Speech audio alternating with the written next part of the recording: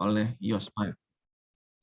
Semoga semua sejawat pemirsa ortopedi di seluruh Indonesia dalam keadaan sehat pula di tempat masing-masing, dan tidak lupa karena pandemik lagi meningkat kembali, kita panjatkan doa untuk sejawat ataupun keluarga yang sedang isoman agar dapat segera sehat seperti sedia kala.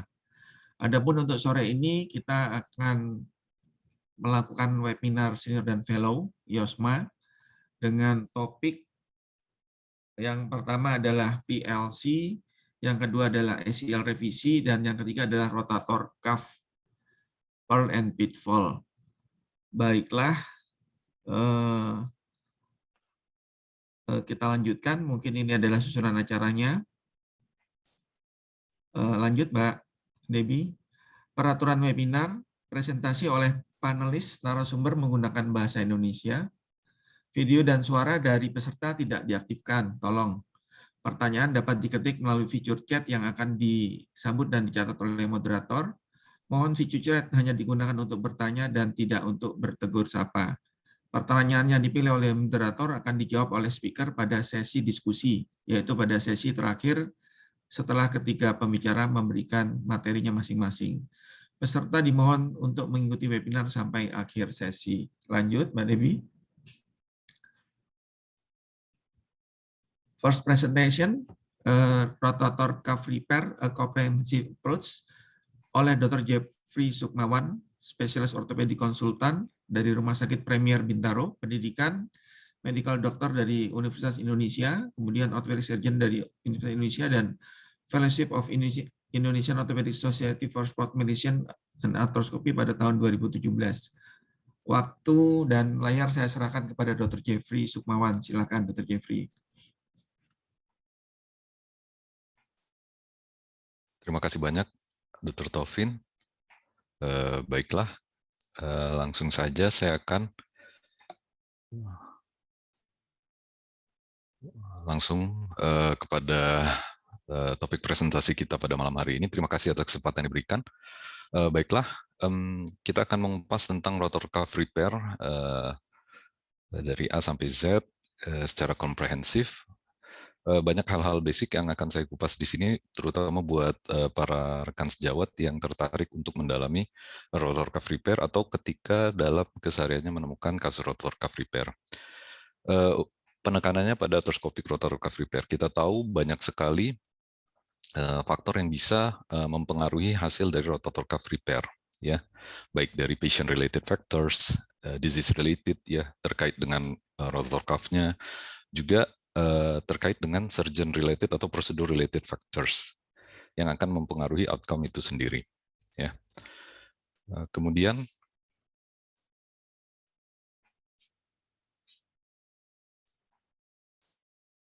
saya membaginya menjadi 3 strategic zone. Yang pertama di preoperatif, di mana kita menentukan pasien, ya, mendiagnosa, kemudian kita melakukan surgical planning, dan yang kedua intraoperatif, dan yang ketiga di postoperatif. Untuk preoperatif sendiri, kita menentukan pasien yang ideal buat dilakukan rotator cuff repair. Kita tahu bahwa semakin bertambahnya usia, rotator cuff repair, rotator cuff tear itu naturally akan terjadi, ya. Di atas usia 50-60 tahun, hampir sepertiga itu akan mengalami rotator cuff repair. Nah, di atas usia 60 tahun, sekitar sepertiganya akan simptomatik, sedangkan 2/3-nya asimptomatik. Jadi, secara umum rotator cuff tear naturally bisa terjadi. Yang sering terjadi justru karena chronic degenerative tear, ya. Jadi kalau pada kasus chronic degenerative, pada kasus kebanyakan kasus rotator cuff tear itu karena proses kombinasi dari proses intrinsik dan ekstrinsik tentunya. Hanya 5% yang sifatnya acute. Dan semakin bertambahnya usia, maka healing rate atau kemungkinan untuk pulihnya semakin rendah. Bayangkan ketika di atas 60 tahun, 60-70 itu sekitar 60%, dan di atas usia 70 itu hanya sekitar 50%. Ini menunjukkan bahwa memang pada umumnya rotator cuff tear terjadi pada usia elderly, tapi bukan berarti ketika kita melihat pasien demi pasien gitu, bahwa kita tidak akan melakukan treatment pada usia di atas 60 tahun, bukan. Tetapi kita harus bersiap dengan kemungkinan bahwa ada failure rate yang lebih tinggi pada pasien tersebut. Tetapi kalau dipilah-pilah, maka umumnya di bawah usia 60 tahun, kemungkinan outcome yang lebih baik itu lebih tinggi. Jenis kelamin sebenarnya tidak terlalu berpengaruh, tapi pada beberapa studi menunjukkan bahwa pain threshold pada pasien laki-laki itu masih lebih oke dibanding pada wanita. Kemudian onset yang acute tentu akan lebih oke karena sifatnya jaringannya masih lebih bagus. Dan jangan lupa comorbid dan pasien yang merokok maupun yang overweight atau body mass index di atas 30 itu biasanya lebih jelek. Selanjutnya, bagaimana kita menegakkan diagnosis? Ini simple, ya, standar. Pertama tentu dari keluhan pasien. Umumnya keluhan pasien nyeri, kelemahan, keterbatasan gerak atau range of motion-nya berkurang, juga bisa disertai dengan concomitant stiffness, ya, secondary frozen shoulder barangkali, dan perhatikan juga durasi dari simptomnya. Nyeri kalau hanya sesaat bisa jadi itu acute atau bisa jadi itu acute on chronic. Jadi perhatikan durasi dari keluhannya dan perhatikan apakah dia progresif atau tidak. Jadi kalau misalnya nyeri kemudian pulih no problem, tapi ketika nyeri pulih kemudian nyeri lagi dan semakin frekuentif, ada kemungkinan robekan yang awalnya kecil itu semakin melebar. Dan hati-hati dengan kondisi pseudoparalisis di mana pasien tidak bisa mengangkat lengannya. Itu salah satu tanda dari massive rotator cuff tear. Juga jangan lupa dipastikan bahwa pasiennya sebelumnya sudah pernah menjalani conservative treatment atau belum. Dan apakah gagal atau ada improvement atau tidak. Kemudian pemeriksaan fisik. Umumnya seperti yang kita sudah ketahui bersama, kita bisa pastikan, kita cek, walaupun tidak ada yang 100% spesifisitas dan sensitivitas, tapi ini wajib kita cek untuk memastikan apakah ini murni single tendon problem atau multiple tendon problem. Kita bisa cek supraspinatus dengan Jobs test, kita bisa cek dengan infraspinatus dengan external rotation test, dan kemudian Hornblower test pada teres minor, juga subscapularis pada lift up test dan belly press test.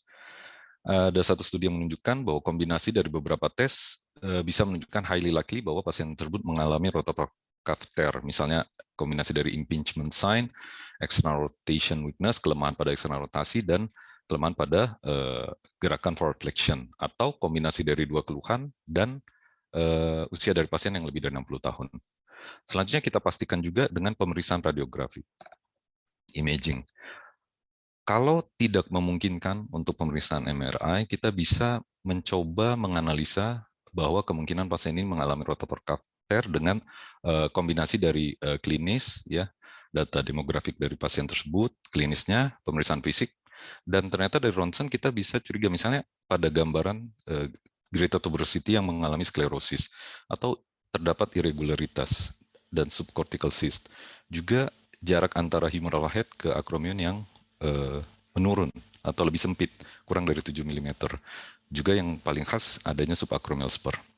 Ultrasound bisa membantu, tapi ini sangat operator dependent.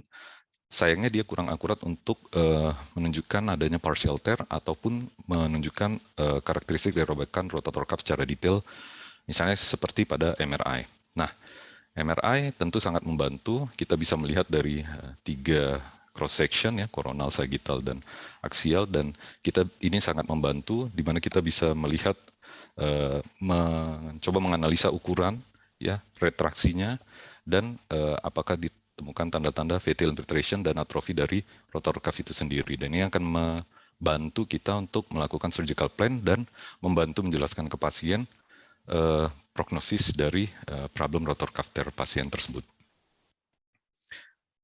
Semakin besar satu robekan, maka semakin kecil kemungkinan healing rate-nya. Ya, yang paling mencolok itu biasanya kalau robekannya sudah large to massive. Kita bisa melihat ada klasifikasi dari Gottelier maupun dari Fuchs. Dari sini intinya kalau Fuchs mencoba mensimplify dari Gottelier bahwa kalau moderate itu umumnya robekannya sudah berlangsung kurang lebih 3 tahun, sedangkan kalau severe kurang lebih sudah 5 tahun. Jadi kalau pasien datang ke kita dengan hasil MRI yang sudah menunjukkan large tear itu at least sudah 3 tahun dengan problem rotator cuff tear. Yang kita bisa lihat adanya kalau grade 0 atau stage 0 itu masih normal, 1 sudah mulai ada fatty streak tapi ototnya masih lebih besar, 2 kemudian sudah menunjukkan infiltrasi dari lemak, 3 infiltrasi lemaknya lebih banyak daripada ototnya, dan 4 sudah severe. Sedangkan ini Warner Classification, dia juga mencoba mensimplify dengan tangen line untuk melihat kondisi dari supraspinatus dan infraspinatus.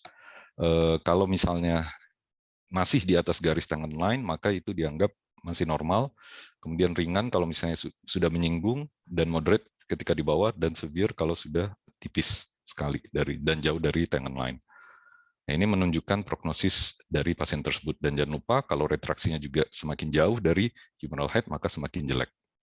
Secara simpel, pasien-pasien yang mengalami kronik atraumatic tear di bawah usia 50 tahun kita bisa golongkan dia, kalau dia masih low demand, high demand, kemudian ekspektasi yang tinggi dan tidak mampu menjalani fisioterapi, kita bisa arahkan ke rotator cuff repair. Tapi kalau misalnya dia masih low demand atau inaktif dan berhasil, dengan kita bisa coba dengan physical therapy atau fisioterapi.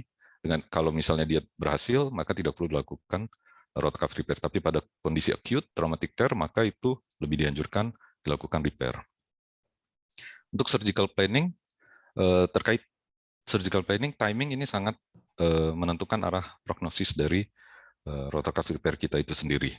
Umumnya 3 bulan pasca conservative treatment, bila fail, maka dianjurkan dilakukan operasi. Jadi kalau bisa diusahakan at least 3 bulan, atau pada studi yang lain dikurang dari 4 bulan, jadi sekitar 3-4 bulan. Lebih lama dari itu, maka prognosisnya semakin jelek. Dengan berbagai pemeriksaan tersebut, kita bisa tentukan muscle tendon quality dan quantity-nya. Jangan lupa porotic bone juga menentukan arah prognosisnya, dan geometri atau morfologi dari robekan itu sendiri. Nantinya kita akan menentukan tipe repair-nya, bisa dengan single row, bisa dengan complete atau partial repair, dengan teknik single row, double row, atau double row transversus equivalent. Jangan lupa juga kita harus persiapkan kemungkinan terburuk. Ada bila mana pada kasus-kasus di mana large to massive tear ada kemungkinan gagal. Nah, kita harus siap dengan kemungkinan apakah nanti open atau butuh anchor tambahan. Untuk proses intraoperatif, ya. Kurang 3 menit ya, mungkin bisa. Siap, Dok. Ya, posisinya bisa dengan bichair atau lateral cubitus. Portal sangat menentukan keberhasilan dari rotator cuff repair itu sendiri. Start with the soft spot. Jadi kalau misalnya kita mulai, usahakan angle-nya itu akan menentukan ke depannya bagaimana ketika ekstravasasi cairan udah mulai meningkat. Dan kita bisa menentukan portal tambahannya dari outside in technique menggunakan spinal needle. Untuk meningkatkan keberhasilan, kita bisa atur hipotensi, anestesia, ya, dengan target sistoliknya itu di bawah 100. Ya, jangan lupa bisa ditambahkan epinefrin, dan kalau perlu menggunakan kanula untuk mengurangi ekstravasasi cairan yang berlebihan dan mengurangi kondisi turbulence dari intraoperatif, sehingga membantu kita memvisualisasi. Kita awalnya melihat semua kondisi, tidak hanya rotator cuff-nya, kemudian kita lakukan bursektomi secukupnya sampai kita bisa melihat rotator cuff tear-nya, dan bisa kita lakukan akromioplasti, tapi pada ini masih kontroversi, ada yang pro, ada yang kontra, tapi umumnya kalau saya lakukan akromioplasti. Kemudian kita bisa expose lebih banyak dengan melakukan fascia release, tapi hati-hati dengan ekstravasasi cairan yang berlebihan. Kemudian kita evaluasi bentuk dari robekannya. Kalau crescent shape, kita bisa langsung perbaiki, tentu dengan jarak antara satu anchor dan berikutnya harus sama rata untuk mensejajarkan tarikan atau tension dari rotator cuff yang robek. Kalau misalnya L-shape atau reverse L-shape, kita perbaiki dulu dengan margin convergence, baru kemudian kita lakukan kita attach ke lateral row-nya. Begitu juga dengan U-shape, kita lakukan margin convergence, baru kita perbaiki. Masalah single row atau double row ini klasik sekali, tapi intinya dua-duanya sama bagusnya, dua-duanya sama kuatnya, tinggal kita terserah mau pilih yang mana. Secara klinis oke-oke saja, tapi untuk robekan yang di atas 3 cm lebih oke menggunakan double row. repair. Jangan lupa persiapan footprint untuk rotor cuff repair yang lebih baik untuk mengimprove biological healing. Dan ketika melakukan suturing, itu titiknya itu usahakan di musculotendinous junction sekitar jaraknya sekitar 1 sampai 4 mili. Untuk melakukan knot tying, usahakan ada 2 teknik yang sudah dipelajari, dan kalau terjadi entanglement itu ada 2 kemungkinan. Kita bisa pelan-pelan mengurai benangnya, atau jalan terakhirnya adalah kita open gitu. Tapi sebelum itu pastikan bahwa kita menggunakan kalau amannya menggunakan anchor yang at least double loaded atau mungkin triple loaded. Jadi ketika satu fail, kita masih ada cadangan suture yang lainnya. Atau kita persiapkan flash suture cutter bila mana ini tidak berhasil semua. Untuk post operatifnya kita bisa pilih ada 2 metode, early or delayed mobilization. Dua-duanya oke. Yang satu menekankan bahwa early mobilization mengurangi risiko stiffness, sedangkan delayed mobilization mengurangi risiko re-tear. Intinya sih bagus ya secara keseluruhan dengan segala kelebihan dan kekurangan. Jadi jalan tengahnya adalah kita individualize saja.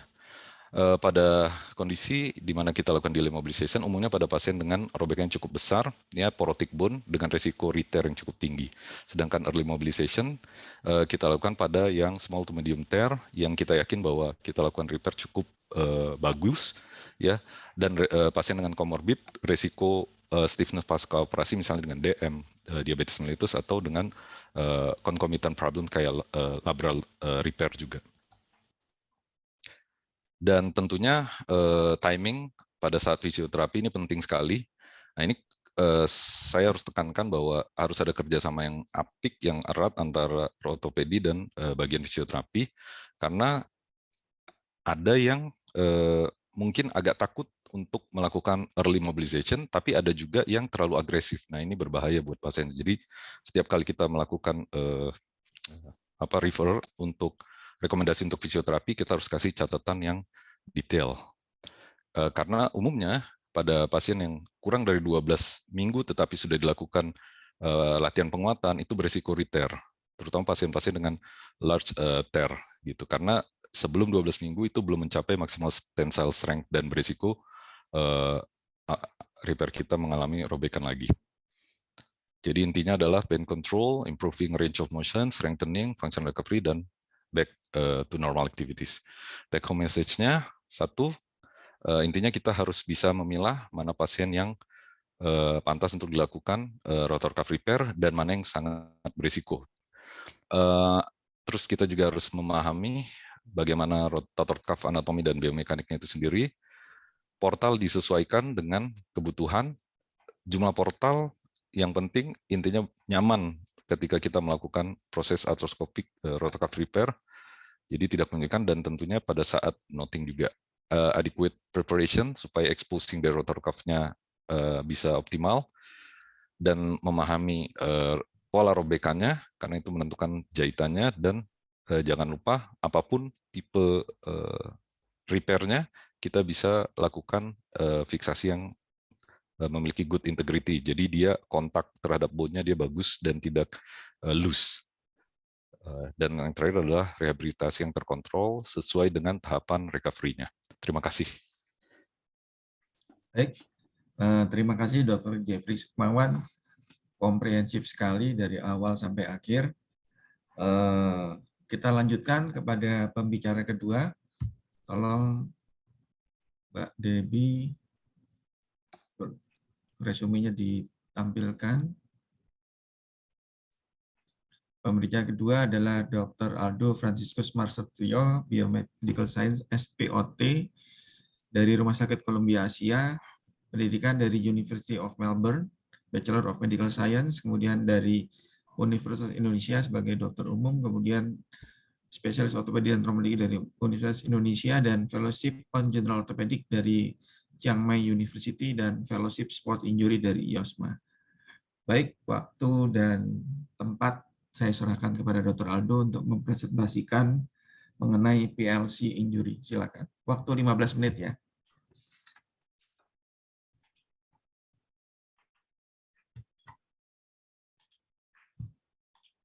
Ya.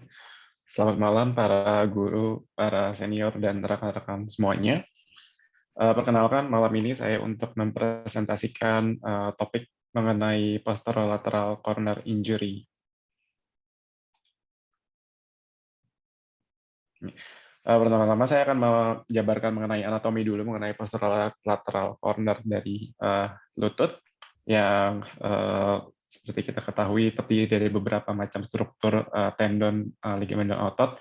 Yang paling utama, yang paling penting terutama biasanya adalah fibular collateral ligament atau lateral collateral ligament, popliteal fibular gastrocnemius, dan popliteus tendon dan muscles.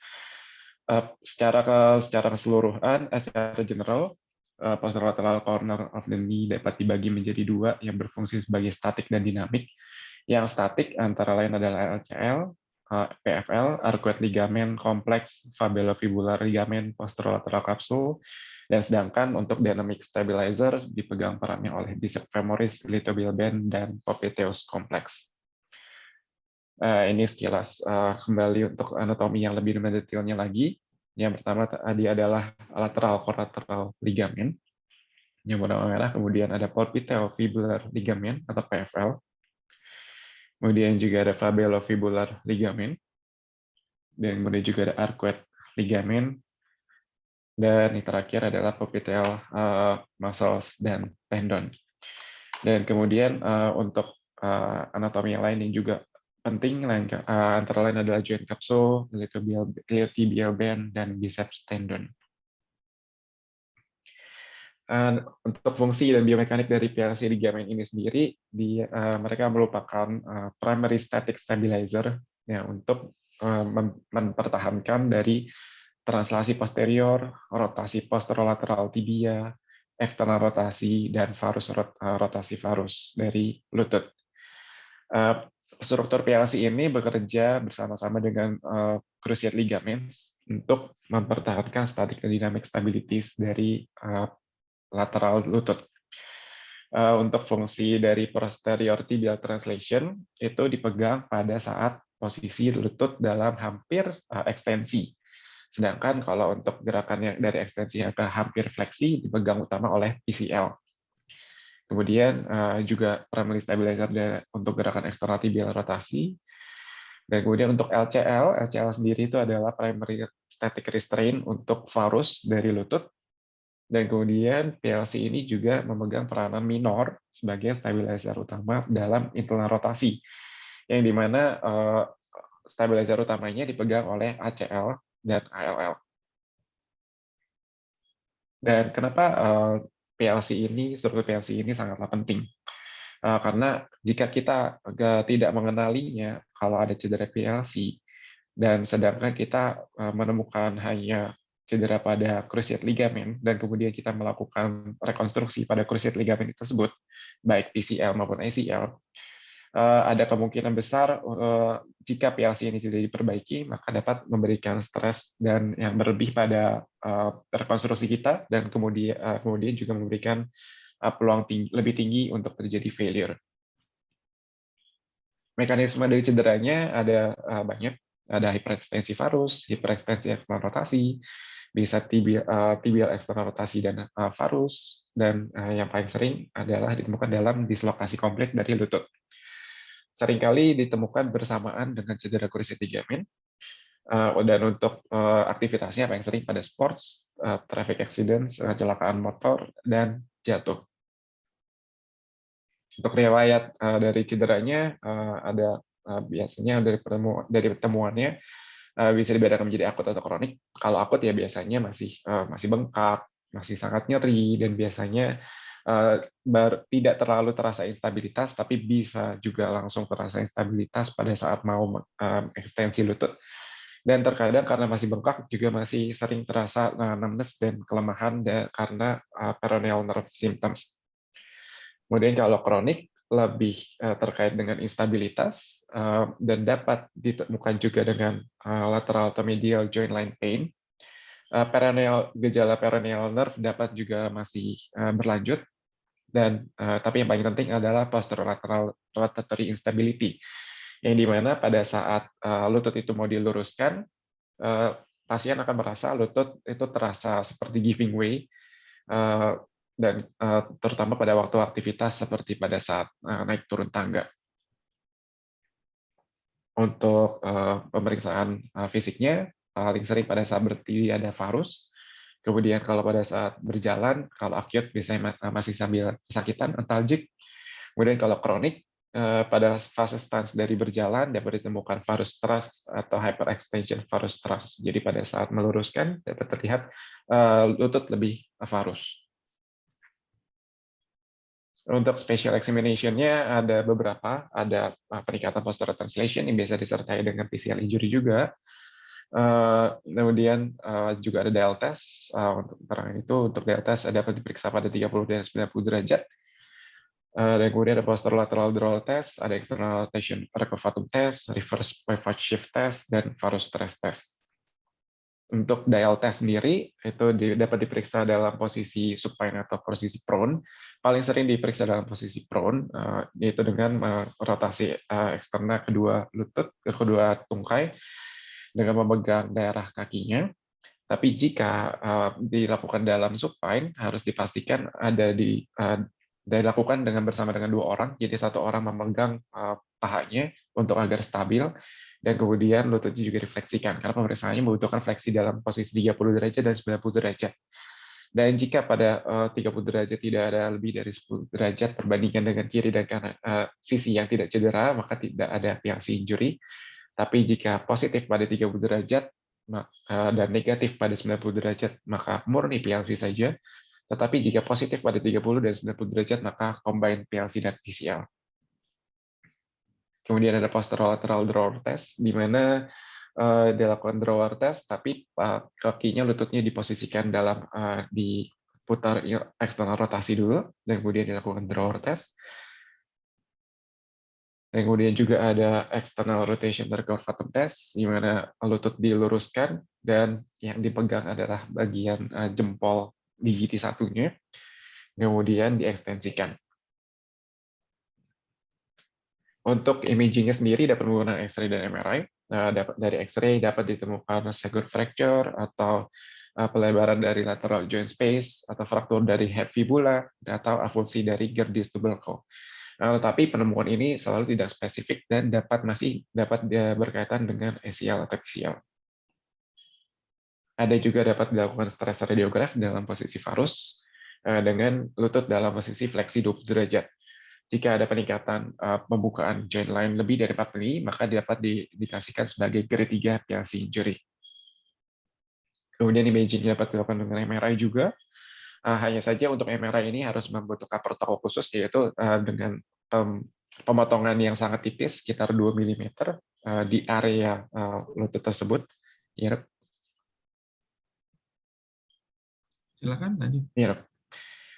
Ya, dalam T1, kan tetapi MRI ini tidak bisa mengidentifikasikan pasien-pasien yang membutuhkan operasi, tapi lebih ke klinisnya juga, dan hanya dapat membantu dalam menentukan pola dari cedera yang ada. Kemudian juga dapat dideteksi dari artroskopi, ada yang namanya drive-through sign, di mana jika ada pembukaan lateral joint lebih dari 1 cm, maka kamera artroskopi kita dapat dengan mudah untuk melewati sisi lateral joint. Kemudian juga ada popliteal hiatus widening, dan juga ada sobekan inferior dan superior dari popliteal meniscal vesicle, dan ada pergerakan yang ada dari si popliteal meniscal tersebut. Klasifikasinya ada beberapa, ada dari Bledai, Van Helle-Larsen, dan ada Houston. Untuk Bledai, Van Helle-Larsen mereka membagi menjadi tipe A, B, C, berkaitan dengan eksternal rotasi dan varus, dan kemudian kalau Houston juga dari varus dan rotasional. Maaf, waktu kurang 5 menit ya. Siap. Dan untuk klasifikasi yang lain juga ada berdasarkan Dominic, yaitu membagi antara tipe 1, 2, 3, 4, dan untuk mengklasifikasi per ligamen, mulai dari gabungan juga ada PCL, atau PCL dan PFL, atau PCL, PFL dan partial LCL, atau juga dengan total LCL. Dan untuk tata laksananya sendiri, untuk tujuan dari bedahnya, tujuan dari bedah dari untuk PLC injury ini, untuk rekonstruksi PLC adalah untuk mengkoreksi abnormal external tibial rotation dan varus instability. Untuk prinsipnya, untuk acute dapat dilakukan eksplorasi awal dan dapat direct repair jika dilakukan kurang dari 72 jam. Jika kronik akan sangat sulit, maka dapat dilakukan rekonstruksi yang untuk meniru dari fungsi dari PLC tersebut. Kemudian mungkin dapat diperlukan untuk mengembalikan bony alignment. Contohnya adalah dengan melakukan valgus high tibial osteotomy. Dan yang paling penting adalah soft tissue tersebut harus kuat. Allograft yang dapat dipakai dapat menggunakan hamstring, biceps, iliotibial band atau Achilles. Dan pergerakan dari rekonstruksi tersebut harus isometrik, baik dalam fleksi maupun ekstensi. Berikut gambaran algoritma sekilas untuk tata laksana berdasarkan dari grade 1, 2, dan 3. Nah, ini salah satu contohnya. Jadi untuk rekonstruksi ini dapat dibagi menjadi dua tipe, yaitu fibular saja atau tibiofibular. Dan untuk fibular ada contohnya Larsen repair, fibular sling, ini di mana menggunakan satu tendon saja, seperti pada ilustrasi tersebut, dan membentuk antara anterior limb dan posterior limb. Kemudian ada modified Larsen repair, yang dimana di daerah femurnya dibuat dua tunnel, yang dimana ini tetap hanya fibula saja, tetapi untuk insersinya di daerah femur berusaha untuk membentuk agar lebih anatomis. Kemudian juga ada Arciero repair, serupa juga dengan fibular sling, hanya agak berbeda pada tunnel di area fibularnya. Kemudian ini ada yang untuk tibia dan fibular yang dibuat oleh Laprat, yang dimana yang paling terkenal, di mana Laprat ini membentuk dua tunnel di fibula dan di tibia, dan juga dua tunnel di area femur, yang sehingga lebih menyerupai anatomi aslinya. Kemudian juga ada dibuat oleh Yon and Lee, yang menggunakan dua macam ligamen, dan mereka menggunakan Achilles tendon yang dipisah menjadi dua bundle. Ini juga anatomic reconstruction. Dan juga ada Jacobson repair, juga menggunakan dua graft, dan juga tibia dan fibula. Dan juga ada Kim repair. Kalau Kim repair ini hanya menggunakan satu graft, tetapi juga menggunakan tunnel di tibia fibular, dan untuk di femur juga menggunakan dua tunnel. Untuk PLC reconstruction ini sendiri juga dapat dilakukan secara artroskopik. Prinsipnya sebetulnya keseluruhannya sama semua. Mereka semua berusaha untuk memimik dari fungsi anatomik dari PLC, dan juga menggunakan antara fibula saja atau tibia dan fibula. Dan untuk ini overview dari semua teknik artroskopi. Jadi dari sekian banyak teknik artroskopi, sebetulnya memang belum ada yang sangat sempurna, dan belum ada yang menunjukkan dari penelitiannya, belum banyak yang dengan populasi yang cukup banyak dan ada long term follow up-nya. Tapi untuk sementara yang dibilang paling anatomik biasanya adalah yang dari teknik oleh Hermanowicz. Untuk rehabilitasi post-op-nya, lututnya akan diimobilisasi dan harus non-weight bearing selama 6 minggu. Pasien harus menggunakan knee brace, dikunci dalam kondisi ekstensi, tetapi dapat dilepas pada saat latihan ROM. Untuk ROM exercise-nya dalam 2 minggu pertama dapat melakukan passive ROM 0-90 derajat. Setelah 2 minggu itu dapat progres sampai ke ROM penuh as tolerated. Dan pada 6 minggu boleh lanjut dilakukan aktivitas berupa sepeda statis dan dapat mulai latihan melepas tongkatnya. Dan untuk latihan kekuatan ototnya dapat close chain quadricep strengthening. Tidak boleh dilakukan penguatan hamstring saja isolated, karena dapat meningkatkan stres pada rekonstruksi kita. Dan kegiatan berlari atau agility dapat dilakukan setelah kekuatan dari otot kembali. Dan biasanya setelah 6 bulan pasien sudah dapat return to sports. Kemungkinan komplikasi yang ada adalah persistent stability, biasanya tergantung dengan jenis rekonstruksi yang kita lakukan. Dan kemudian ada functional outcome-nya. Rata-rata baik dari rekonstruksi yang menggunakan fibula saja atau tibiofibular, pada akhirnya sih baik anatomik atau non-anatomical, rata-rata memiliki functional outcome yang baik. Hanya saja memang ada beberapa studi belum ada yang untuk long term-nya. Kemudian ada resiko untuk common peroneal nerve injury, resiko untuk deep vein thrombosis, dan tentu saja resiko untuk infeksi. Nah, sekian dari presentasi saya. Terima kasih. Selamat malam. Terima kasih Dr. Aldo, presentasi yang menarik dan pas sekali ya. Kepada teman sejawat, pemirsa, silakan yang ada pertanyaan sebutkan, ditujukan kepada Dr. Jeffrey atau Dr. Aldo ataupun Dr. Esi yang sebentar lagi mempresentasikan tentang ACL di kolom chat. Silakan. Baiklah, sekarang kita kepada presenter yang terakhir. Ini Sri Kandinya Yosma juga ini. Dr. Esi Dwi Damayanti, spesialis ortopedi dari Rumah Sakit Ulin Banjarmasin. Pendidikan dokter dari Universitas Tembung Mangkurat, kemudian pendidikan ortopedi dan traumatologi dari Universitas Padjadjaran Bandung, kemudian pendidikan tambahan dari Ui Gyeongbu St. Mary Hospital, Catholic University of Korea, dan Fellowship Sport Injury Yosma pada tahun 2021. Silakan Dr. Esi menampilkan presentasinya, waktu dan tempat. Silakan.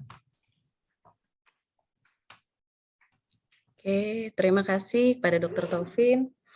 Assalamualaikum warahmatullahi wabarakatuh. Selamat malam.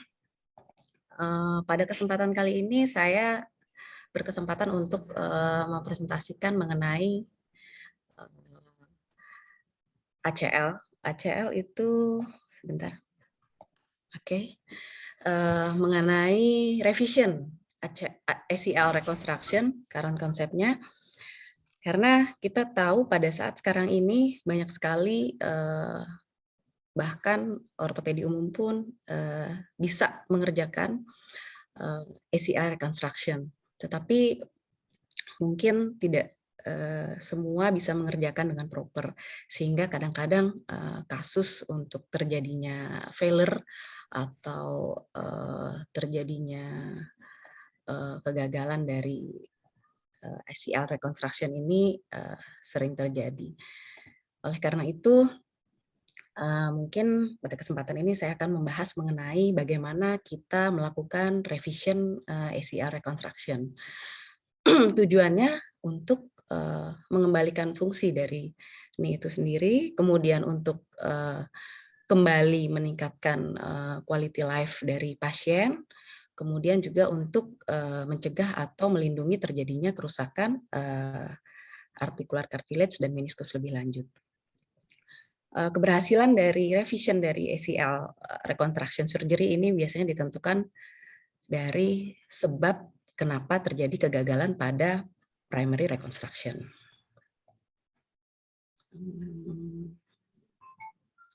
Oke. Sebab dari kegagalan terjadinya primary ACL reconstruction ada banyak hal, tetapi yang pada saat ini banyak dievaluasi ada 3 dan 4 hal ini, yaitu pertama surgical technique merupakan hampir 70% dari penyebab utama terjadinya failure dari ACL reconstruction. Terutama posisi dari tunnel atau malposition dari tunnel, khususnya pada bagian femoral, itu biasanya ditemukan sekitar delay sekitar 3-12 bulan setelah terjadinya primary reconstruction. Kemudian bisa juga terjadinya inkorporasi dari graft, overtensioning dari graft itu, atau adanya immunological reaction dari graft, atau bisa juga adanya infeksi, walaupun itu dikatakan jumlahnya sangat kecil untuk reaksi. Sehingga menyebabkan terjadinya gangguan vascularity dari graft itu dan keterlambatan dari inkorporasi. Biasanya terjadi akut kurang dari 3 bulan. Untuk terjadinya secondary trauma atau terjadi trauma lagi, terutama pada atlet-atlet muda atau orang-orang muda yang dengan aktif sport itu biasanya juga dibilang delay atau lebih dari 1 tahun, dan masalah dari rehabilitasi yang inadekuat. Kapan atau indikasi apa kita harus melakukan revisi dari ACR reconstruction ini?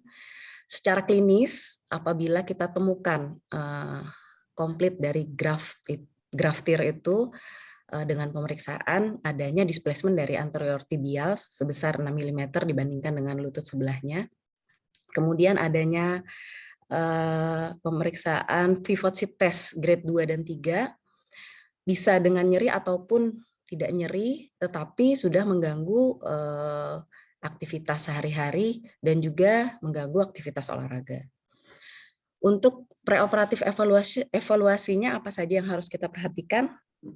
Tentunya kita harus mengetahui history dan lakukan pemeriksaan fisik. Bagaimana terjadinya injury lagi atau trauma lagi pada pasien tersebut.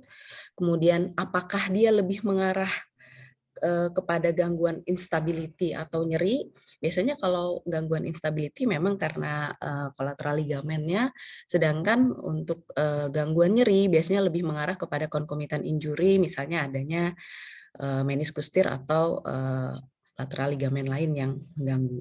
Kemudian riwayat operasi sebelumnya, evaluasi dari gait dan alignment gunanya untuk melihat apakah adanya deformitas berupa varus atau valgus yang nantinya bisa membantu kita untuk menentukan apakah perlu tindakan berupa osteotomi terhadap bone-nya. Kemudian pemeriksaan ekstremitas, apakah ada muscle atrofi dan lain sebagainya. Kemudian dilakukan pemeriksaan spesifik dari ligamen untuk mengetahui apakah ada gangguan dari rotational laxity. Pada pemeriksaan imaging, kita bisa lakukan beberapa pemeriksaan.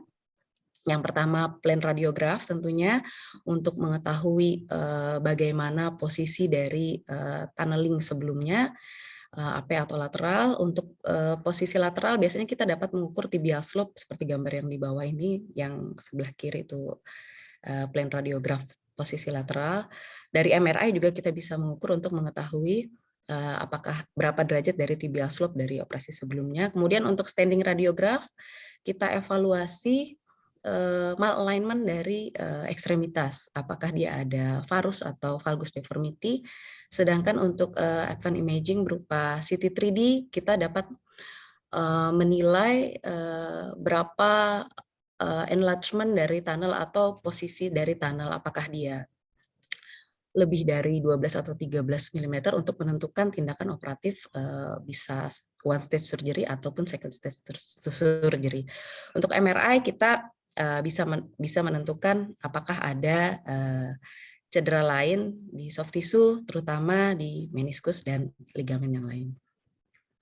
Tahapan untuk tindakan operasi, yang pertama kita lakukan arthroscopic evaluation dan tunnel management, kemudian kita lakukan pemilihan graf, kemudian kita lakukan tindakan operasi. Yang pertama bisa dengan one stage surgery, dan kemudian apabila one stage surgery tidak bisa kita bisa lakukan dengan two stage surgery, tergantung bagaimana kondisinya yang akan kita bahas nanti kemudian.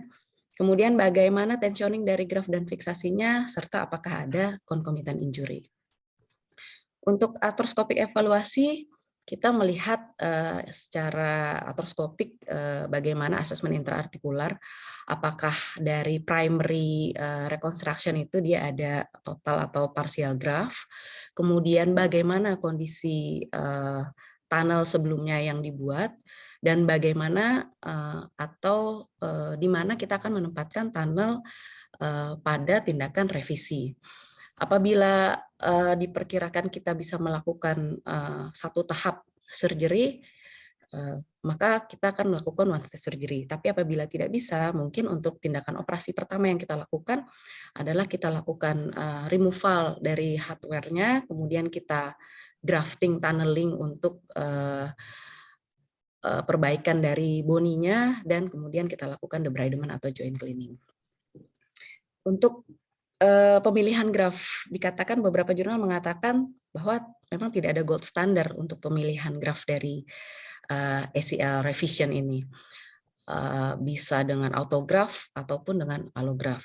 Cuman ada juga beberapa yang menyarankan bahwa lebih baik kita memilih yang autograf, terutama bone patellar tendon bone atau quadriceps tendon, karena dikatakan bahwa inkorporasi dengan tulangnya akan menghasilkan hasil yang lebih baik dibandingkan dengan yang allograf atau yang hamstring.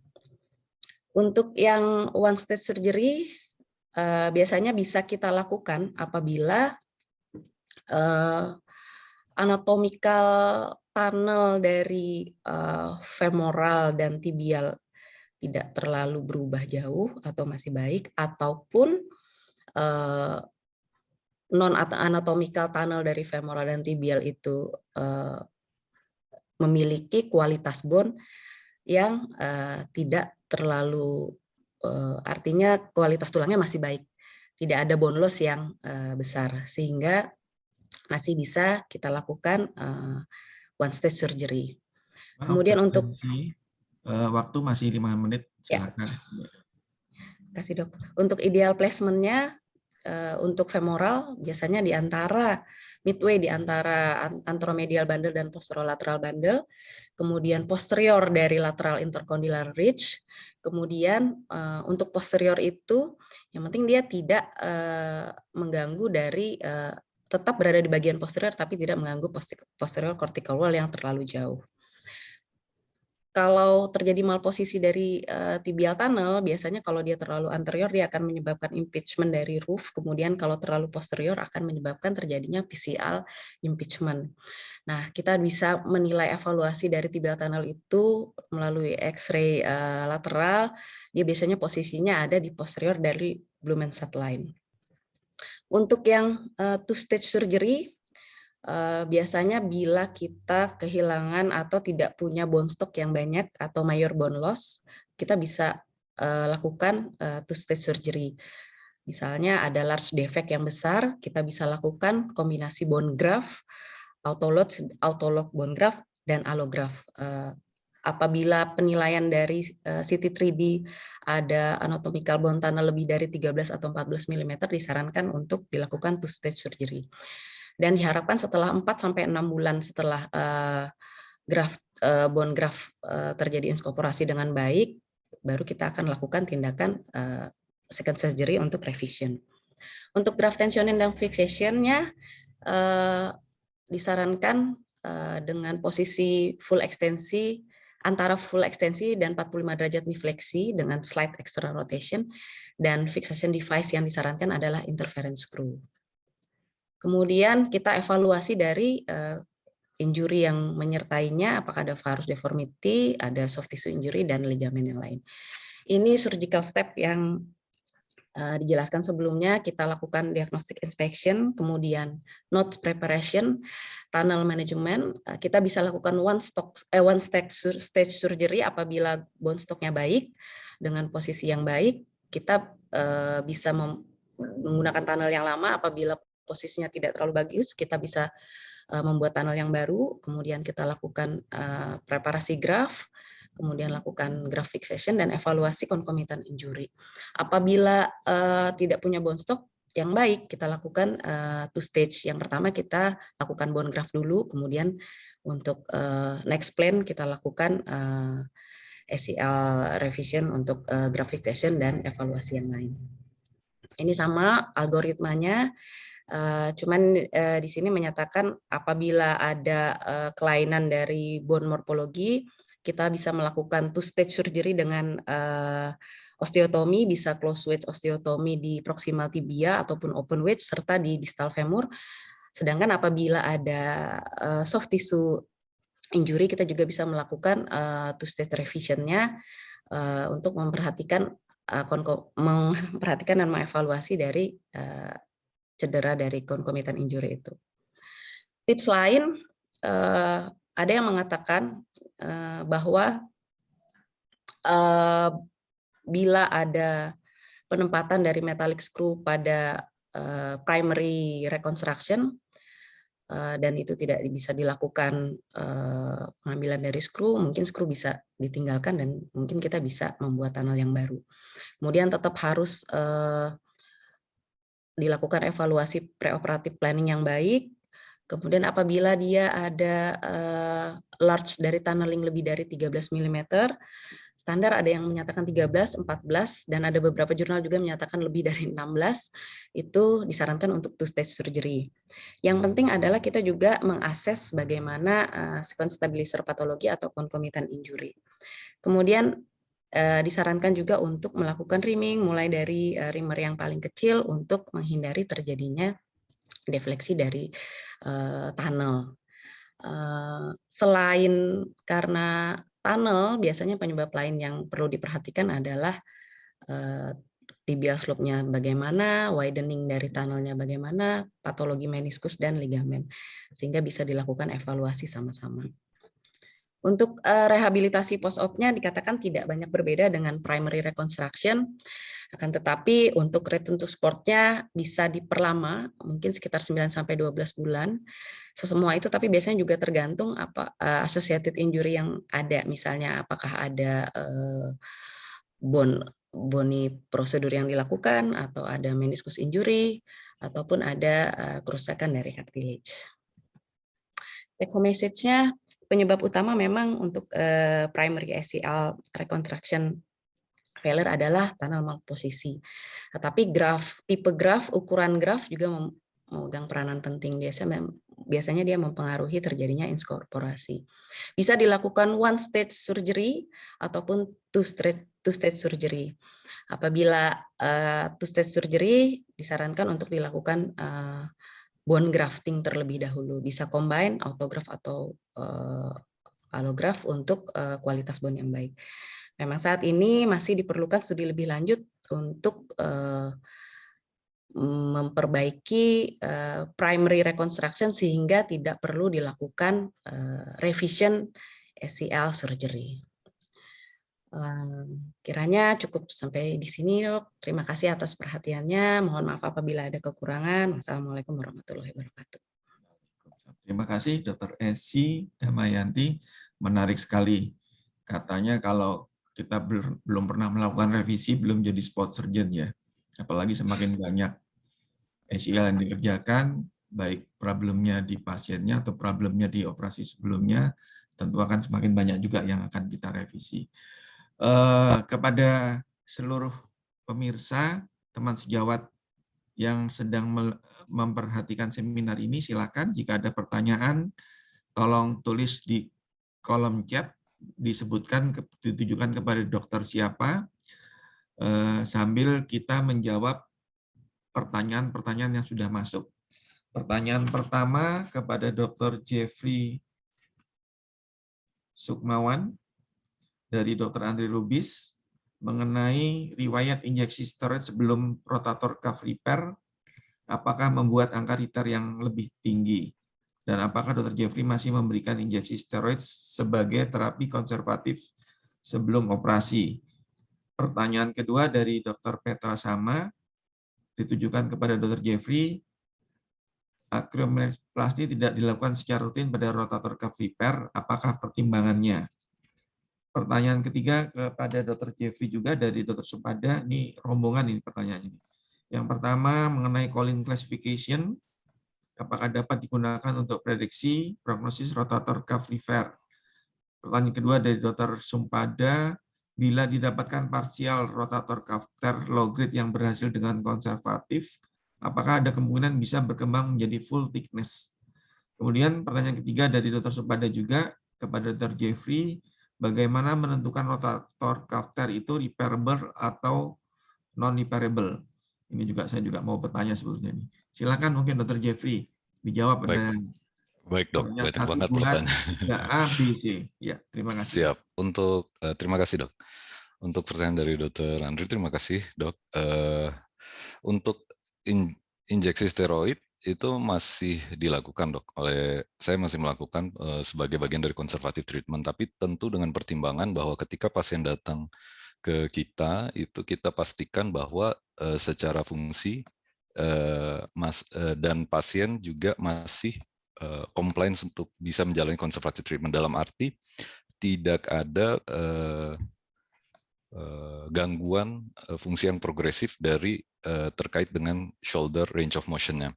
Misalnya kalau kita, umumnya ini pada pasien yang partial sama mungkin small to moderate tear, dok. Jadi bagian dari conservative treatment supaya nanti ketika menjalani fisioterapi itu bisa membantu pasien. Tapi dengan catatan injeksinya tidak berulang. Jadi bukan berarti kemudian nyeri kita injeksi lagi supaya dia kemudian bisa menjalani conservative treatment, tidak.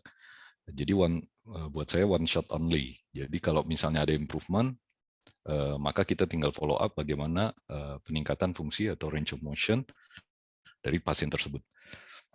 Kecuali kalau misalnya tidak ada perbaikan dan sebelum misalnya bertemu saya pasien sudah menjalani berbagai conservative treatment, maka saya tidak lakukan injeksi lagi.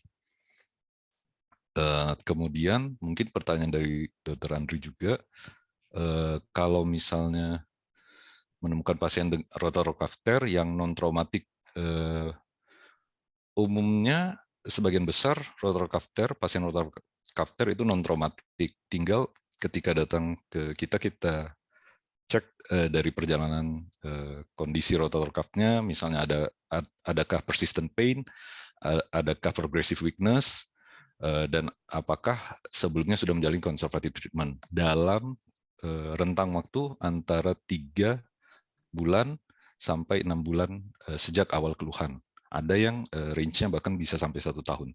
Tapi beyond 3 sampai 6 bulan dengan segala, kalau pasiennya sebelumnya sudah menjalani conservative treatment, maka kita harus pertimbangkan operatif bila sudah terbukti memang ada full thickness tear yang signifikan.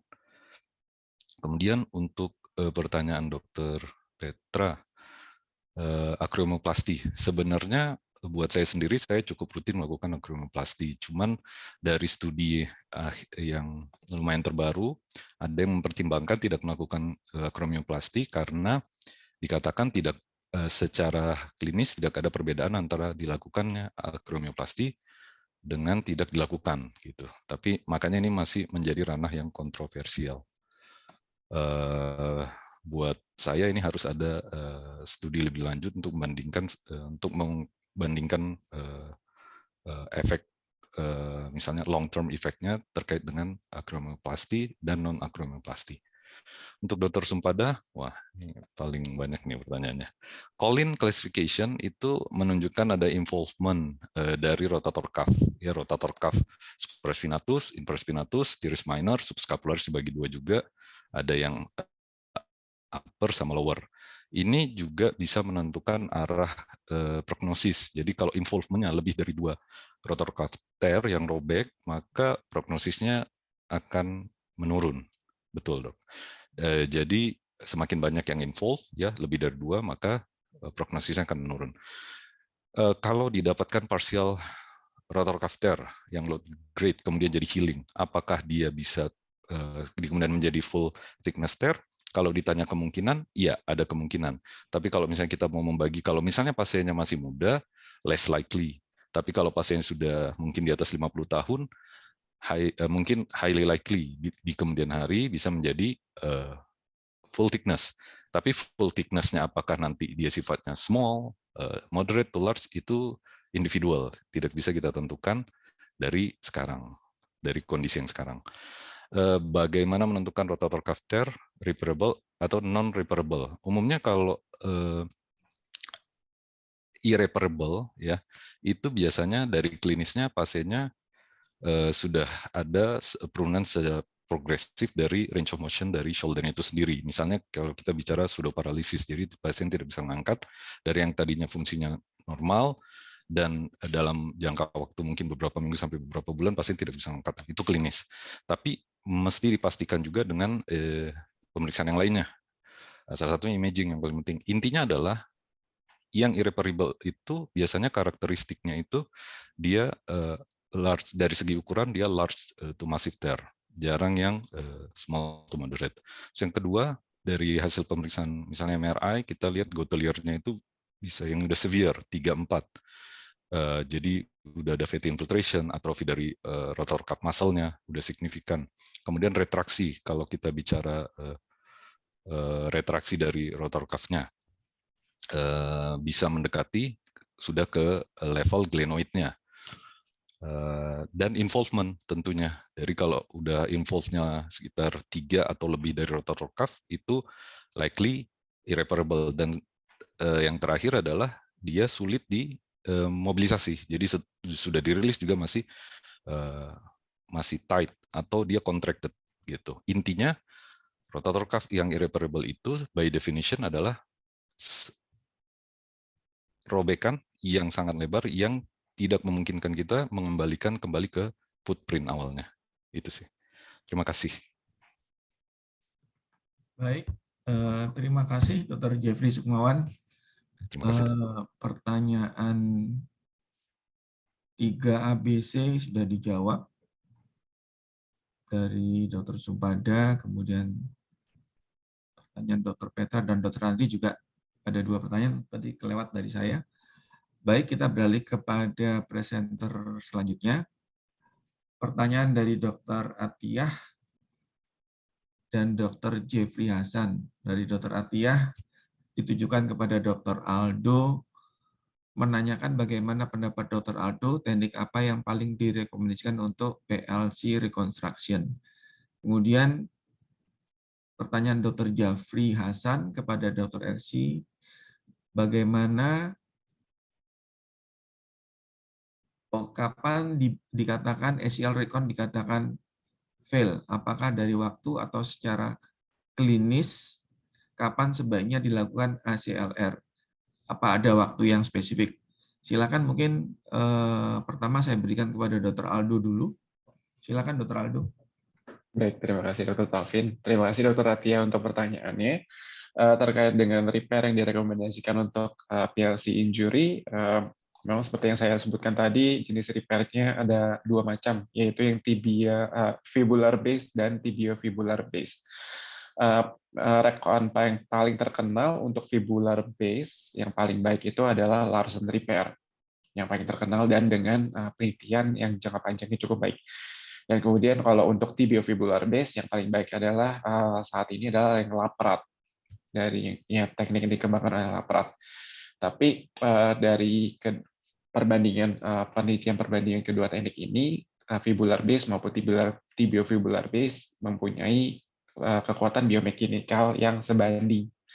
Sedangkan kalau untuk tibiofibular base yang Laprat itu untuk tekniknya cukup lebih complicated, lebih rumit, menggunakan dua graf, dan walaupun memang tunnel yang dibuat itu sangat anatomis, tapi biomekanikalnya juga tidak sebanding dengan yang fibular base yang Larsen repair. Kemudian juga ada penelitian yang baru yang modified Larsen yang mencoba juga sama-sama fibular sling, tapi di femurnya dibuat 2 tunnel yang menyerupai dari origo dari si LCL dan popliteal tendon.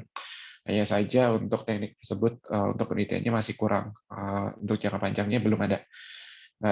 Jadi memang saat ini yang lebih di-prefer adalah Larsen repair karena tekniknya lebih mudah, biomekanikalnya juga cukup sebanding dengan yang tibiofibular, tapi memang masih ada peluang kemungkinan pada Larsen modified. Demikian untuk jawaban saya. Terima kasih. Baik, silakan Dr.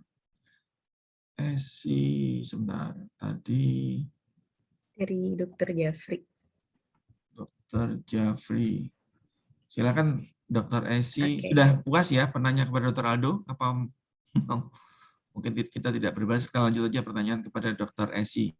Pertanyaan pertama dari Dr. Jeffrey. Silakan Dr. Esi. Terima kasih, Dok. Jadi dikatakan bahwa sebenarnya tidak ada definisi yang secara universal menyatakan failure dari ACL. Tapi biasanya ada keluhan dari pasien. Yang pertama dari klinis yang sudah saya sebutkan sebelumnya, ada anterior displacement lebih dari 6 mm, dan kemudian ada pivot SIP test positif 2 dan 3. Kemudian adanya recurrent instability.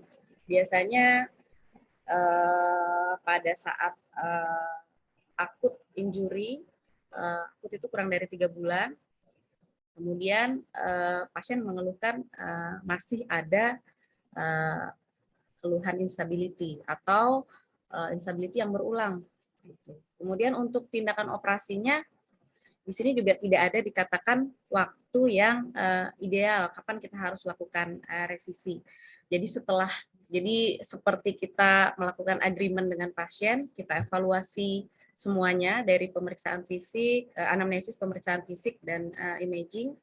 Apabila memang sesuai dengan kebutuhan pasien, misal dia muda, atlet, dan diharapkan untuk bisa melakukan return to sports untuk secepat mungkin, kita bisa evaluasi apakah dia bisa dilakukan one stage surgery ataupun tetap harus two stage surgery. Tapi untuk waktu tidak ada jurnal yang menyatakan bahwa ini harus berapa lama segera dilakukan revisi, itu tidak ada, Dok. Itu mungkin, Dok. Baik. Terima kasih, Dr. Jafri. Apakah sudah puas? Mungkin kalau belum puas nanti boleh nulis di chat lagi. Ada 2 pertanyaan lagi ke Dr. Esi, tapi sebentar saya ada sedikit kelewatan. Ini pertanyaan Dr. Atiyah kepada Dr. Jafri. Kepada Dr. Jeffrey ya. Menanyakan teknik RCR yang sering dilakukan oleh Dr. Jeffrey, apakah all in arthroscopic ataukah combine dengan mini open? Silakan Dr. Jeffrey dijawab pertanyaan Saudari Atiyah Sulistiani. Siap, Dok. Terima kasih, Dok. Umumnya saya melakukannya all inside, jadi full arthroscopic rotator cuff repair, kecuali pada kondisi-kondisi kalau dari awal, tapi jarang ya, di mana sudah pasien sudah neglected, misalnya disertai dengan avulsi dan retractornya cukup jauh, dari awal planning akan menyulitkan dilakukan arthroscopic, itu baru saya lakukan open. Tapi most of the time full arthroscopic. Oke, full of the time, full arthroscopic. Baik, pertanyaan selanjutnya buat Dr. Esi dari Dr. Wira Sundoko. Apakah semua tunnel malposition pasti akan menyebabkan failure ACLR, dan sebenarnya pada kondisi malposition tunnel apakah yang terjadi pada graf kita hingga terjadi failure? Pertanyaan kedua, apakah semua tunnel widening lebih dari 14 mm wajib second stage surgery, staging surgery, dan jika pasien tidak mau second stage surgery hanya ingin one step, bagaimana sikap kita? Kemudian pertanyaan dari Dr. Sabto Aji kepada Dr. Esi, jika pasien mengetahui ternyata ada kesalahan operator pertama dalam rekonstruksi ACLR sehingga harus dilakukan revisi, bagaimana kita menyampaikan pada pasien kita? Silakan Dr. Esi dulu. Ada 2 pertanyaan dari Dr. Sabto Aji dan Dr. Wira Sundoko dijawab. Terima kasih, Dok. Pertanyaan, apakah semua tunnel malposisi akan menyebabkan ACLR failure? Sebenarnya ada 2 posisi untuk tunneling itu, yang anatomical maupun yang non-anatomical. Penyebab terjadinya kegagalan ACLR itu memang adalah posisi dari tunnel. Seperti gambar tadi disebutkan, memang kadang-kadang posisi tunnel dari femoral yang mungkin terlalu superior atau tibial tunnel yang terlalu proksimal, karena ada titik tertentu yang memang ideally untuk penempatan dari tunnel itu. Biasanya tunnel posisi itu akan menyebabkan terjadinya kegagalan itu seperti apa? Ya, macam-macam. Bisa saja adanya impeachment dari tunnel tersebut sehingga inkorporasi dari tunneling atau graph vascularity dari graph ACL yang kita buat pada primary surgery itu tidak akan terbentuk dengan baik. Apakah semua tunnel widening lebih dari 14 mili itu diwajibkan untuk two stage surgery? Memang dari sini beberapa literatur menyatakan apabila dia lebih dari 14, ada yang 13, 14, ataupun 16 disarankan untuk two stage surgery, karena tunnel yang terlalu lebar dengan bone stock yang minimal atau sedikit, kemungkinan akan terjadi re-rate failure lagi, gitu. Akan terjadi re-failure lagi, sehingga disarankan bone stock-nya kualitasnya bagus dulu. Apabila pasien tidak mau dilakukan one stage surgery, ingin one stage, mungkin, ya ini pendapat saya, kita mungkin bisa evaluasi apabila pasien muda, mungkin kualitas bone-nya akan lebih baik dibandingkan dengan yang usia lanjut. Kita bisa menyarankan bagaimana kalau kita tunggu kualitas bone-nya baik dulu, sehingga pada next step kita bisa melakukan hanya one stage surgery. Cuman ini kembali lagi kepada kondisi pasien, apakah dia mau return to sportnya segera atau tidak, dan aktivitas sehari-harinya seperti apa. Kemudian terima kasih atas pertanyaan Dr. Sabto Aji. Apa yang disampaikan kepada pasien, ternyata ada kesalahan pada primary surgery sehingga harus direvisi. Mungkin kita bisa menyampaikan bahwa ini bisa terjadi pada siapa saja untuk failure dari primary surgery karena multifaktorial. Walaupun memang dikatakan sebagian besar adalah tunnel malposition, tetapi tergantung lagi dari faktor individu masing-masing. Jadi tidak perlu untuk berkecil hati apabila terjadi failure pada primary reconstruction. Kita akan bisa lakukan revision surgery dan berusaha untuk melakukan revisi yang dengan cara yang lebih baik lagi. Mungkin itu, Dok. Baik, terima kasih. Pasiennya juga dibilangin, disemangati akan bisa kembali berolahraga kembali. Baik, terima kasih Dr. Esi. Ada satu pertanyaan tadi mungkin sudah disinggung sama Dr. Jeffrey. Mungkin Dr. Jeffrey bisa dijawab dan dikomentari lagi pertanyaan siap, ulangan dari Dr. Andri Lubis, silakan, mengenai total shoulder replacement. Siap, Dok. Makasih, Dok. Terkait dengan kontroversi yang mengatakan risiko rotor cuff tear yang tidak di-repair berisiko menjadi rotor cuff arthropathy. Jadi ini terkait dengan perjalanan dari atau patofisiologi dari terjadinya rotator cuff arthropathy itu sendiri. Betul, semakin bertambahnya usia dan kemudian semakin besarnya robekan, ya large to massive, itu akan meningkatkan risiko rotor cuff arthropathy, di mana terjadi superior migration dari humeral head, kemudian lama-kelamaan pasien juga secara fungsi range of motion akan jauh menurun, juga disertai keluhan ke arah sudor paralisis. Nah, kalau kondisinya seperti ini, maka sudah tidak memungkinkan lagi dilakukan rotor cuff repair. Mungkin bisa dalam beberapa kasus tertentu bisa ada pertimbangan untuk superior capsular reconstruction, tapi kalau at the end semuanya fail, maka dipertimbangkan pertimbangannya adalah reverse shoulder arthroplasty. Kalau misalnya rotator cuff-nya masih intak, bisa dipertimbangkan total shoulder arthroplasty. Tapi ketika rotator cuff-nya sudah tidak intak, irreparable, dengan rotator cuff arthropathy, maka dipertimbangkan reverse shoulder arthroplasty. Seperti itu, Dok. Baik, terima kasih. Mungkin Dr. Andri Lubis ada lagi yang mau ditanyakan, atau kepada sejawat yang bertanya tadi yang masih belum tuntas, boleh ditulis lagi di kolom chat ataupun sejawat-sejawat yang lainnya. Menarik sekali, jadi hari ini kita berdiskusi mengenai PLC, ACL, dan rotator cuff. Kasus-kasus yang banyak kita temuin sehari-hari, walaupun yang ini adalah, yang diskusinya adalah kasus-kasus susah ya. Saya sebelumnya juga mau tanya, tapi mungkin di forum yang lain saja.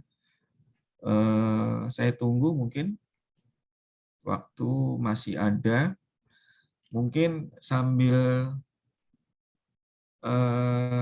menunggu pertanyaan. Kalau ada pertanyaan lagi, mungkin ada titipan dari Sekretariat Yosma, Mbak Debbie. Ada pertanyaan masuk mungkin. Tidak apa-apa, nanti kita ulang 2 kali. Mbak Debbie mungkin bisa ditayangkan. Ini pasti banyak yang mau bertanya lagi.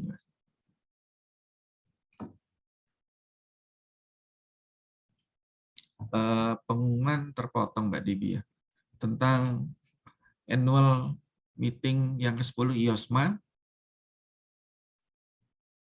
di Pullman. Tuh, Mbak Debbie. Baik, mungkin kalau belum siap nanti tolong disiapkan kemudian. Alhamdulillah ya. Annual Meeting IOSMA 2022 yang ke-10 dengan topik Advancing Arthroscopic Surgery in Orthopedic Sport Injury di Pullman and Ibis Style Bandung Grand Central. Jangan lupa dicatat tanggalnya 1 sampai dengan 3 September 2022 di Bandung. Semoga kita sudah bisa melakukan full kalau tadi all inside, ini all outside, kita bisa keluar dan kita bisa bertemu di acara IOSMA secara offline full. Baik, Mbak Debbie, di close dulu, nanti diulang lagi terakhir. Ada pertanyaan dari Dr. Sumpada lagi kepada Dr. Jeffrey. Apakah partial repair rotator cuff bisa memberikan hasil yang baik? Silakan. Terima kasih, Dok. Partial rotator cuff itu kasusnya agak jarang, indikasi untuk operasinya juga agak sempit. Jadi kalau memungkinkan dilakukan conservative treatment, tentu dengan follow up jangka waktu tertentu seperti yang tadi saya sudah jelaskan, karena ada potensi healing yang masih cukup baik. Tapi kalau misalnya fail di conservative treatment, umumnya prognosisnya lebih baik dengan dilakukan repair. Tapi kalau dengan conservative treatment dia berhasil, maka tidak perlu lakukan intervensi operasi. Indikasinya lebih sempit. Terima kasih, Dok. Itu aja. Baik, terima kasih, Dr. Jeffrey. Sepertinya sudah tidak ada pertanyaan lagi dan kita sudah mendekati waktu terakhir. Mohon sekali lagi ditayangkan dari sekretariat mengenai acara annual meeting yang ke-10 IOSMA yang insya Allah dilaksanakan di Bandung pada tanggal 1 dan 3 September 2022. Tolong dicatat tanggalnya. Baik, dengan demikian maka webinar sore hari ini untuk senior dan fellow IOSMA, saya kira dengan topik-topik yang menarik, yang semakin banyak kita mengerjakan akan semakin banyak menemui kasus-kasus yang advance, yang disitulah kita akan mendapatkan tantangan ya untuk membantu pasien-pasien kita. Harapannya ke depan diskusi malam ini bisa menambah wawasan kita dan menambah pelayanan kita kepada pasien-pasien kita khususnya dalam bidang sport. Terima kasih kepada perhatian seluruh peserta dan juga terima kasih kepada pembicara Dr. Aldo, Dr. Esi, Dr. Jeffrey yang sudah men-sharingkan dan membagi ilmunya buat kita semua, dan juga saya ucapkan terima kasih kepada panitia Mbak Debbie, panitia dan Mbak Debbie yang telah menyiapkan acara, Dr. Erik dan Dr. Fahroni, dan juga tidak lupa kita mendoakan kepada teman-teman sejawat IOSMA dan keluarga yang mungkin masih isoman ataupun masih sakit, segera pulih kembali. Mohon maaf jika ada lebih dan kurangnya. Wabillahi taufiq wal hidayah. Wassalamualaikum warahmatullahi wabarakatuh. Dengan demikian kita tutup webinar malam ini dengan aplaus.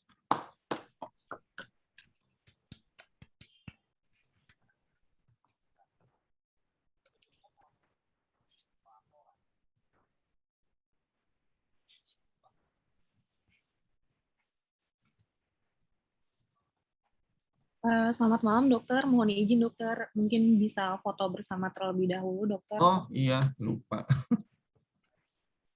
Bentar ya, dok. Yang paling penting.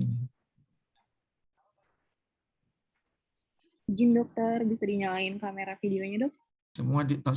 Semua ya, Mbak Debbie ya? Sip, dokter. Boleh, dok. Nah, tolong dibuka semua ya. Kameranya dan maskernya.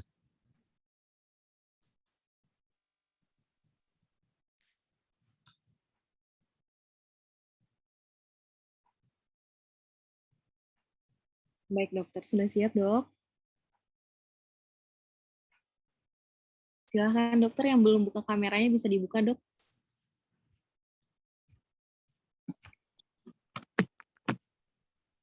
Dokter Arti masih pakai masker.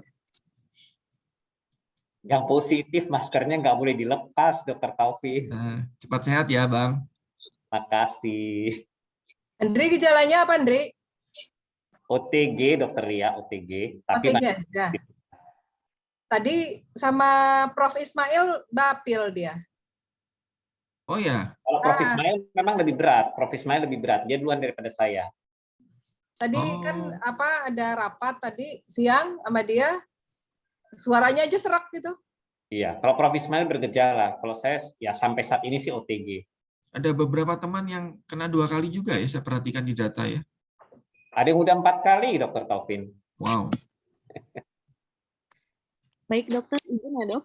Saya ambil fotonya, Dok. Baik. Iya, belum buka ya, Dep ya. Siap, Dok. Ditunggu, Dok.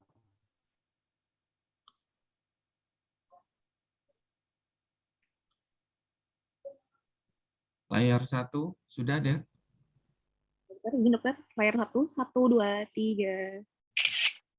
Baik. Kemudian layar 2, silakan. 1, 2, 3. Oke, kemudian layar 3. Layar 3 tolong dibuka semua ya. 1, 2. Masalahnya gue dasteran, Taufin.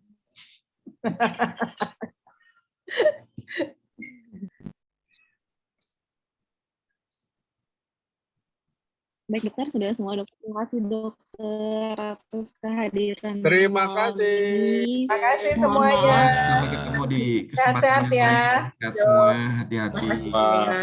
Tidak, Mari.